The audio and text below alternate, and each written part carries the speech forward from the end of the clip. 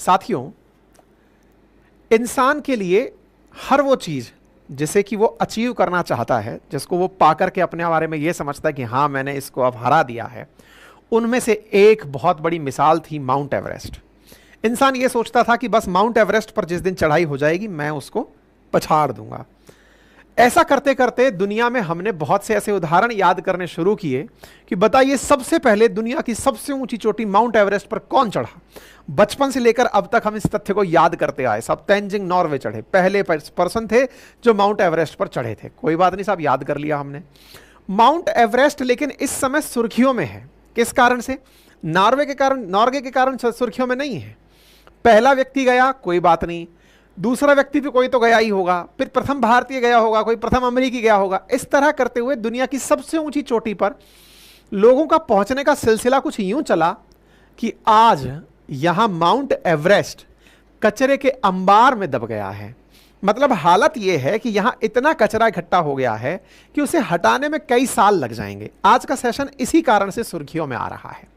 नेपाल में स्थित mount Everest, जो कि हिमालय पर्वत की सबसे ऊंची चोटी है, जो नेपाल और तिब्बत के बीच में बॉर्डर बनाती है, जो लोगों को एक अचीवमेंट का फीलिंग देती है, आज वो खुद कचरे के नीचे दब रही है। आज का सेशन इसी बात का है कि इंसान ने माउंट एवरेस्ट को भी नहीं छोड़ा, अपनी छाप वहां भी छोड़ा आया।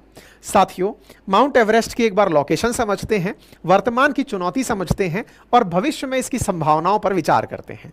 एक बार के लिए आप मैप को देखें। भारत के उत्तर पूर्व में स्थित देश है नेपाल। नेपाल की सबसे ऊंची चोटी जिसका नाम है माउंट एवरेस्ट, जिसे समिट के नाम से भी जाना जाता है, 8,848 मीटर जिसकी ऊंचाई है, यानी समुद्र तल से लेकर सीधे 9 किलोमीटर चले जाओ, इतनी ऊंचाई पर माउंट एवरेस्ट की पीक है, जहां पहुंचते पहुंचते ऑक्सीजन कम हो जाती है। जो जमीन पर अपनी ऑक्सीजन है लगभग उसकी 1/3 ऑक्सीजन रह जाती है। इसलिए यहां पहुंचने वालों को अपने साथ में ऑक्सीजन कैरी करना पड़ता है, सिलेंडर में ऑक्सीजन लेकर जाना पड़ता है। लेकिन इंसान को चूंकि इस चोटी पर पहुंचने के बाद जो फीलिंग आती है कि मैंने दुनिया की, मैं ऊपर, आज जमाना है नीचे, वो वाली फीलिंग जो यहां पर आती है, उसकी चाहत में बहुत सारे लोग लाइन लगाकर निकले हुए हैं। हालात ये है कि अब तक कम से कम 6,500 से ज्यादा लोग माउंट एवरेस्ट की चढ़ाई कर चुके हैं। लगभग प्रतिवर्ष 650 से ज्यादा लोग माउंट एवरेस्ट की चढ़ाई कर रहे हैं। यानी कि जो हम पहले पढ़ते थे, पहला व्यक्ति, दूसरा व्यक्ति, 5वां व्यक्ति, 10वां व्यक्ति, उन सबको हटाइए। अब तो कुछ लोग ऐसे हैं जो 25-30 बार इसकी चढ़ाई कर चुके हैं, जो अपने आप में एक सुर्खी बने हुए हैं। आज के सेशन में उनकी भी चर्चा होगी। लेकिन जब यहां पर पहुंचा जाता है तो यहां पर जाने की स्थितियां बड़ी विकट हैं। विकट क्यों है? पहला आंसर तो यही है कि ऑक्सीजन कम हो जाती है। ऑक्सीजन कम हो जाती है तो ऑक्सीजन के लेवल को मैनेज करने के लिए आप साथ में ऑक्सीजन कैरी करते हैं। एक आध दिन का सफर है नहीं, इतनी ऊंचाई पर चढ़ना अपने आप में कई दिवसीय कार्यक्रम है। तो आपको अपने साथ में भोजन की व्यवस्था रखनी होती है, रास्ते में नींद आए तो उसके लिए टेंट की व्यवस्था रखनी होती है, ओढ़ने के लिए व्यवस्थाएं रखनी होती हैं, और फिर इंसान है तो वो नित्य क्रिया भी करेगा, तो फिर वो गंदगी, मलमूत्र इत्यादि का त्याग भी करता है। तो ऐसी स्थिति में एवरेस्ट पहुंचने वाला जो मार्ग है वो कितना गंदा हो गया है, उसकी तस्वीरें मैं आपको आज के सेशन में दिखाऊंगा।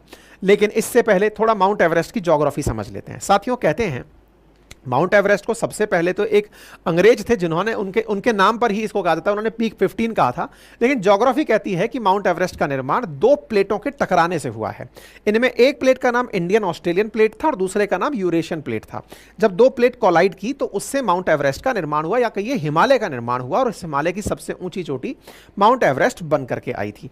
इसकी हाइट को लेकर अलग अलग दावे रहे हैं। नेपाल कहता है कि यह 8,848 मीटर ऊंचा है। हाल ही में चीन ने दुनिया को चौंकाया कि यह 8,844 मीटर ऊंचा है।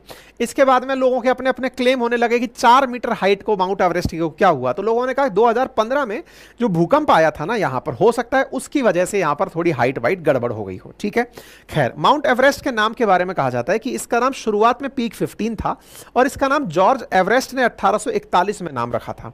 इसको अपने अपने देशों में अलग अलग नाम से जाना जाता है। जैसे नेपाल के लोग इसे सागर माथा के नाम से जानते हैं, वहीं दूसरी ओर तिब्बत, जो कि दूसरी तरफ स्थित है, उत्तर की तरफ, वो इसे चोमोलुंगमा के नाम से जानते हैं। चोमोलुंगमा का अर्थ होता है पहाड़ों की देवी।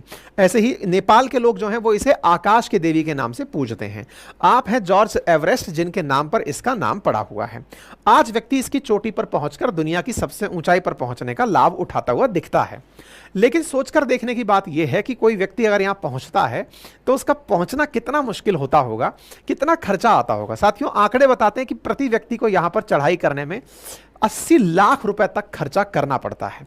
लगभग 6,664 लोग जनवरी 2024 तक एवरेस्ट की चढ़ाई कर चुके हैं, जिनमें से 5,899 तो क्लाइंट थे और 6,000 यहां पर शेरपा थे। अब आप इंटरेस्टिंग बात ऐसे देखिए कि यहां पर शेरपा साथ जाता है ले जाने के लिए, यानी एक वो व्यक्ति होता है जो इनकी लकड़ी को साथ साथ रखता है, इनके लिए सारी सुविधा उपलब्ध कराता है और साथ साथ इनके चढ़ता है। तो इसका मतलब तो यह हुआ कि शेरपा जो है वो यहां पर चढ़ने में बहुत माहिर होते होंगे। बिल्कुल हैं साथियों। एक कामी रीता शेरपा हैं जिन्होंने 30 बार माउंट एवरेस्ट की अब तक चढ़ाई कर ली है।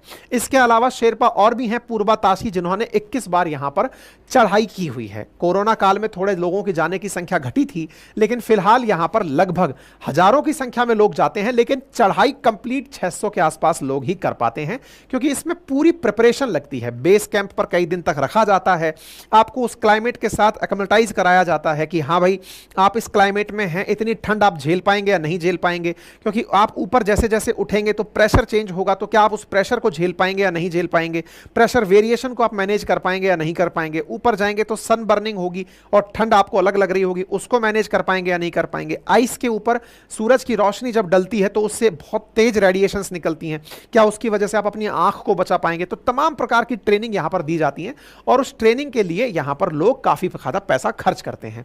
अब जो लोग जाते हैं निश्चित ही उनको जीवन यापन करना है। 80 लाख रुपया जो केवल माउंट एवरेस्ट पर चढ़ने के खर्च कर रहा है, तो साहब वो अपने जीवन को बचाने के लिए भी खर्चा करेगा। खर्चे के नाम पर वो खूब सारा यहां पर भोजन पदार्थ, टेंट हाउसेज, ये सब चीजें लेकर जाता है। हालात ये निकलता है कि यहां पर गार्बेज के ढेर लग गए हैं। गार्बेज के ढेर मैं आपको यहां पर कुछ इस तरह से दिखाऊं, कुछ तस्वीरें देखें, आप इससे अंदाजा लगाएं। ये बर्फ है एकदम, और इस बर्फ के अंदर इस प्रकार से प्लास्टिक जो है ना, जो कभी खत्म नहीं हो सकता, जो गल नहीं सकता, उसके ढेर यहां पर लगे हुए दिख रहे हैं। प्लास्टिक के टेंट्स यहां पर लगे हुए लोग छोड़ जाते हैं। क्यों? क्योंकि आप जब चढ़ाई पर चढ़ रहे हैं, अपन वैष्णो देवी की चढ़ाई पर जाते हैं तो ही सोचते हैं कि मैं पानी की बोतल भी लेकर कैसे चढ़ूंगा। यहां पर तो लोग अपने जीवन का सारा साधन लेकर चल रहे हैं कि ऑक्सीजन भी लेकर चलनी है, साथ में टेंट भी लेकर चलना है, अगर कई दिन का सफर है तो रास्ते का भोजन भी लेकर चलना है, मेडिसिन भी लेकर चलनी है, ठंड ना लगे इसकी व्यवस्था भी करके चलनी है, खुद का सामान भारी है। तो ऐसी स्थिति में लोग जितनी चीजों की जरूरत खत्म होती जाती है, उन्हें यहां पर इस तरह से छोड़कर निकल लेते हैं। इसके हालात आप देखें तो अंदाजा लगाएं। और ये सुर्खियों में क्यों आया ना, इसके पीछे की कहानी बताता हूं। असल में एक व्यक्ति हैं जो कि यहां पर, इनका नाम है आंग बाबू शेरपा। शेरपा मतलब यहां पर एवरेस्ट पर ले जाने वाले लोग जो हैं, उनमें से आंग बाबू शेरपा ने एक मिशन शुरू किया है, और वो फ्रोजन गार्बेज जो इस ठंड के अंदर जम चुका है इस तरह से, उसको खोद खोद कर निकाल रहे हैं। इसको खोद खोद कर निकालने में मतलब उनकी मदद नेपाल की सरकार भी कर रही है। और जब वो इन्होंने इस तरह की चीजें खोदी तो यहां पर उन्हें कुछ इंसानों के कंकाल तक मिले। आप जानकर आश्चर्य करेंगे कि लोग वहां पर मर गए और वहीं पर डले रह गए।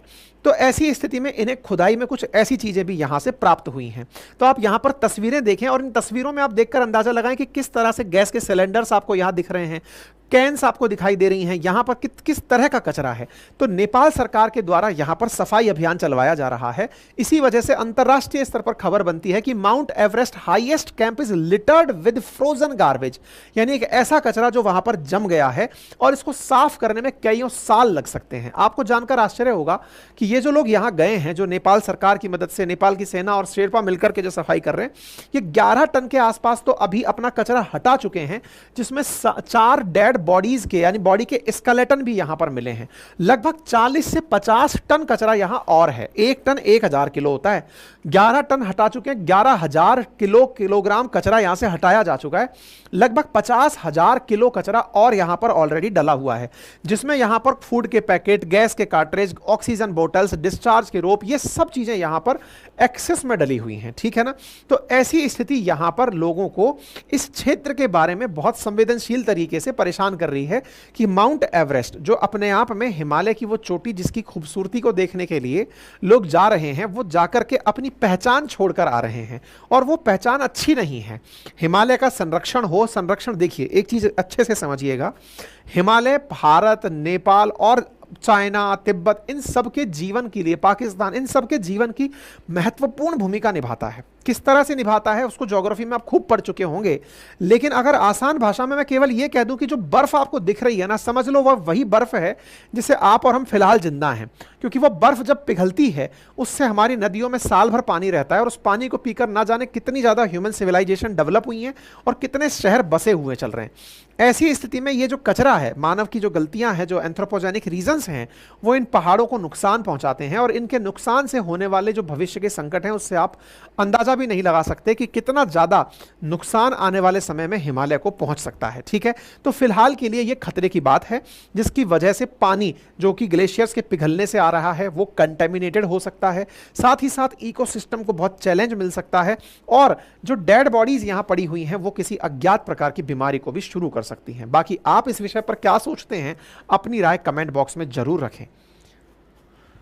हमारा कोर्स लेने के लिए अपनी पाठशाला एप्लीकेशन पर हमारा कोर्स उपलब्ध है, आप जाकर के उस लिंक को एक्सेस कर सकते हैं। 1 साल की वैलिडिटी के साथ पढ़ाया हुआ है, और उसी में जो कंटेंट पढ़ाया गया है वो आपके लिए होम डिलीवरी के लिए उपलब्ध है, आप उसे भी एक्सेस कर सकते हैं।